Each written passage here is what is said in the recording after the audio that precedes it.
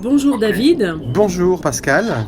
vous appartenez à une tribu de voyageurs. C'est d'ailleurs l'intitulé du site qui vous présente, vous, votre père, votre frère et d'autres membres de votre famille, et vous avez voyagé très jeune. Aujourd'hui, vous êtes responsable de secteur dans une agence de voyage et vous avez effectivement effectué et réalisé plein de films, d'ouvrages, de livres. Vous êtes aussi photographe et accompagnateur de groupes en Asie, vers l'Himalaya, mais aussi en Amérique latine, et vous compléterez si j'oublie quelque chose.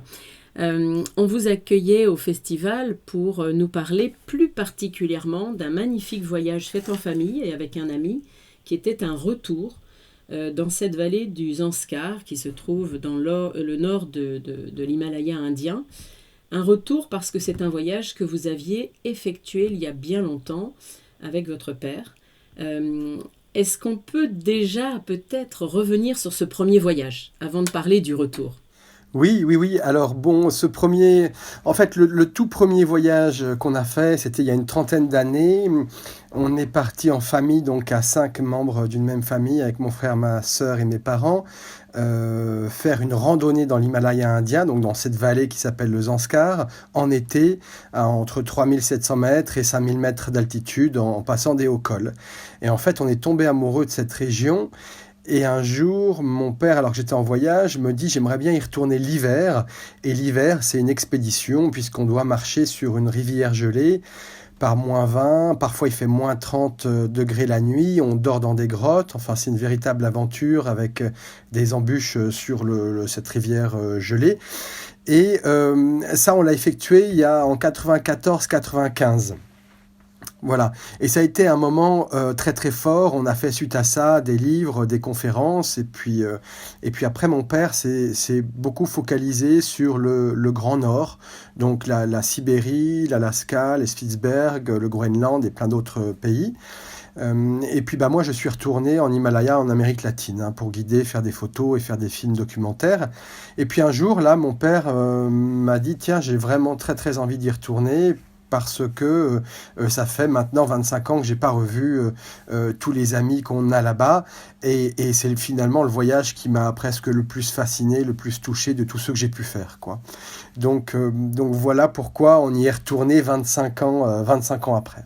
Alors, vous y êtes retournés tous les deux, votre père et vous, mais vous y étiez déjà retournés entre-temps. Oui, oui, tout à fait. J'ai été retourné à plusieurs reprises. Alors, pour accompagner des groupes de trekking l'été, pour accompagner des groupes sur la rivière gelée aussi en plein hiver. Et puis pour faire des films documentaires, notamment avec mon frère Samuel, pour la télé. Donc on a fait des films sur la médecine tibétaine, les chevaux, le bouddhisme tibétain, des films qui ont été diffusés sur France 2, France 3, France 5. Et puis donc j'y suis retourné toutes ces fois-ci avant d'y retourner avec mon père. Donc j'avais eu peut-être 4 ou 5 ans sans y retourner quand j'étais parti en Amérique latine pendant plusieurs années consécutives.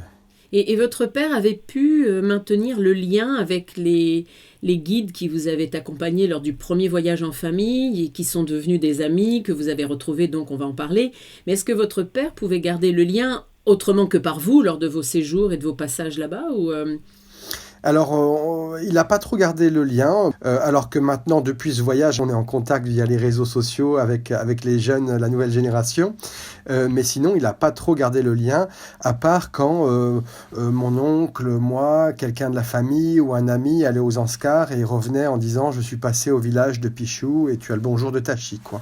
Mais sinon, il n'avait pas beaucoup plus de lien que ça. Alors Tachi, c'est le guide qui est un peu le fil conducteur de l'ouvrage donc, que vous avez réalisé au retour de ce voyage, ouvrage donc publié par Elitis, Carnet d'Himalaya. Et Tachi, on le voit effectivement en 95 et puis aujourd'hui. Et il a refait donc ce voyage sur cette rivière glacée. Je dois dire que lorsqu'on lit le livre, on a froid, hein. On voit du blanc, c'est magnifique, c'est absolument splendide. Les images sont surprenantes, presque irréelles.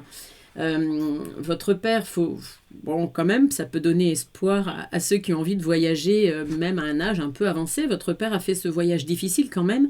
À quel âge, en fait? Quel âge avait-il lorsque vous l'avez fait, là, récemment? Alors, il avait 70 ans.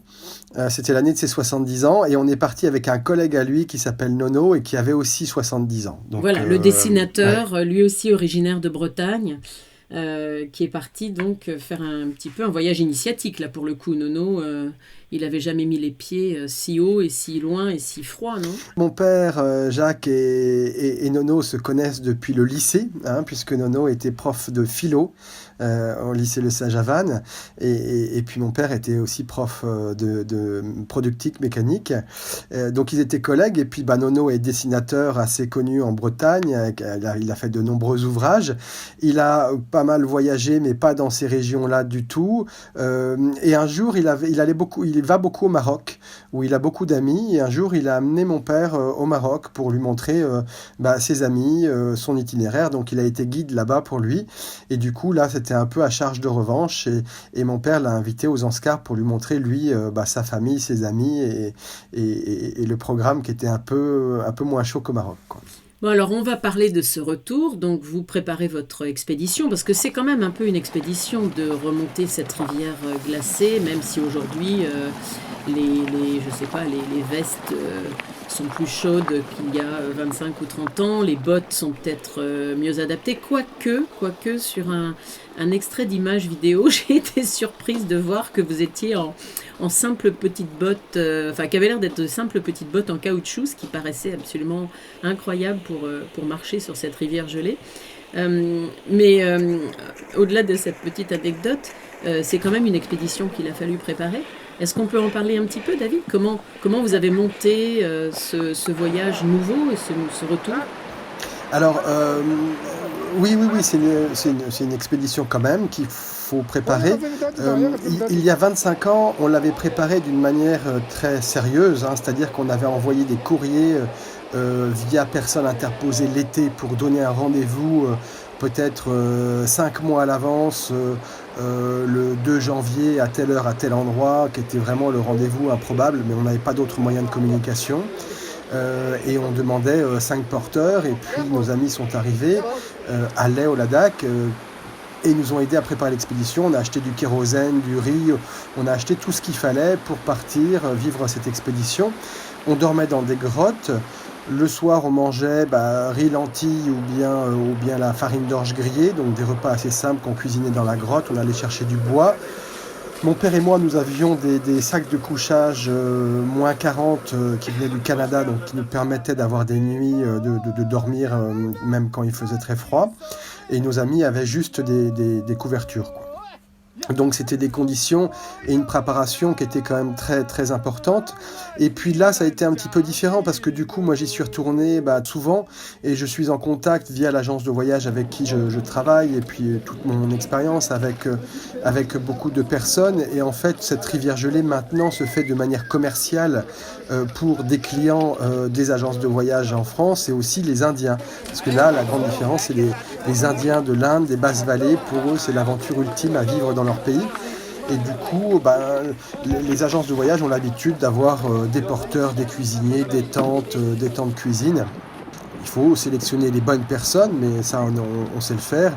On dormait sous des tentes, c'était un peu plus confortable. Et puis on avait un cuisinier qui nous préparait des plats un peu plus diversifiés que ce qu'on avait il y a 25 ans. Et ça nous permettait de rester beaucoup plus en forme. Et puis alors, pour l'équipement, eux sont mieux équipés et ont moins l'habit traditionnel. Et puis c'est vrai que pour les bottes, à l'époque, eux, au tout début, n'avaient que des chaussures en laine qu'on appelle les papous, les jatos. Et là, dès qu'il y avait un petit peu d'eau, parce que le grand problème sur la rivière gelée, hormis le froid, c'est l'eau finalement. Quand il y a trop d'eau, quand il ne fait pas assez froid, et là, il faut des vêtements un peu étanches, surtout les chaussures. Et après ces chaussures en laine, où là ils devaient les enlever tout le temps, c'était la galère pour eux, ils ont trouvé les bottes de l'armée indienne, et pour eux c'était très très bien parce qu'il y avait une grosse semelle isolante, et après le caoutchouc permettait d'être étanche, quoi. Et nous, les premières années, on avait des bottes canadiennes qui étaient fourrées avec des chaussons en feutre, ce qui est très confortable et très chaud, mais tellement chaud finalement pas très agréable, et surtout quand la botte prend l'eau, ce qui arrive au moins une fois, mais peut arriver des dizaines de fois par voyage. Dès qu'il y a de l'eau dans la botte, le chausson en feutre gèle totalement et il faut le sécher après et c'est une vraie galère. Donc là, on a trouvé des bottes en plastique en France d'une nouvelle technologie qui permettent de résister au froid et ça a été incroyablement confortable, même si ça paraît juste des bottes de pêcheurs ou de chasseurs, quoi. Oui, oui. On n'imagine pas, mais quand même, c'est une expédition. La marche elle-même dure combien de temps? Donc, pour remonter et arriver au village de Pichou, là où sont sédentarisés vos amis et les habitants de cette vallée. Il y a à peu près 150 km sur la rivière Gelée. La marche durait 7 jours il y a 25 ans. Donc on faisait 7 jours d'aller, on restait à peu près une semaine, 2 semaines dans la vallée, et puis 7 jours de retour.